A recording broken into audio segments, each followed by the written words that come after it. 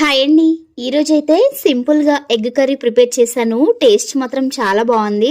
మరి ప్రాసెస్ ఎలాగో చూసేద్దాము. ముందుగా స్టవ్ వెలిగించి ఒక ప్యాన్ పెట్టుకోవాలి. ప్యాన్ లోకి ఒక 4 టేబుల్ స్పూన్ల వరకు ఆయిల్ ని వేసుకొని, ఆయిల్ వేడయ్యాక పోపు గింజలు, వెల్లుల్లి వేసుకొని, పోపంతా వేగిన తర్వాత సన్నగా కట్ చేసి పెట్టుకున్న పచ్చిమిర్చి, సన్నగా కట్ చేసి పెట్టుకున్న ఉల్లిపాయ ముక్కలు వేసి ఒకసారి బాగా కలిపేసుకోవాలి. ఇందులోకే ఒక గుప్పెడు కరివేపాకుని, ఒక టేబుల్ స్పూన్ వరకు అల్లం వెల్లుల్లి పేస్ట్ ని, కాస్త పసుపుని వేసి పచ్చివాసన పోయేంత వరకు బాగా ఫ్రై చేసేసుకోవాలి. ఇందులోకే సన్నగా కట్ చేసి పెట్టుకున్న టమాటో ముక్కల్ని యాడ్ చేసేసుకొని, కాస్త సాల్ట్ ని కూడా యాడ్ చేసుకొని బాగా కలిపేసుకొని దీనిపైన మూత పెట్టేసి 1 నిమిషం పాటు ఉడికించుకోవాలి. 1 నిమిషం తర్వాత మూత తీసేసి టేస్ట్ కి తగ్గట్టుగా కారాన్ని కూడా యాడ్ చేసేసుకొని మరొకసారి బాగా కలుపుకోవాలి. టమాటాలు చక్కగా మగ్గిపోయిన తర్వాత ఇందులోకి కావాల్సిన వాటర్ ని యాడ్ చేసేసుకొని మనం ముందుగా ఉడకబెట్టి పెట్టుకున్న కోడిగుడ్లను కూడా యాడ్ చేసి దీనిపైన మూత పెట్టేసి ఒక 5 నిమిషాల పాటు ఉడికించుకోవాలి. 5 నిమిషాల తర్వాత మూత తీసేసి దీంట్లోకి ఫ్రెష్ గా ప్రిపేర్ చేసుకున్న అల్లం ఎల్లిగడ్డ పేస్ట్ ని కూడా యాడ్ చేసేసుకొని 1 టేబుల్ స్పూన్ వరకు ధనియా పౌడర్, 1 టేబుల్ స్పూన్ వరకు గరం మసాలాని వేసి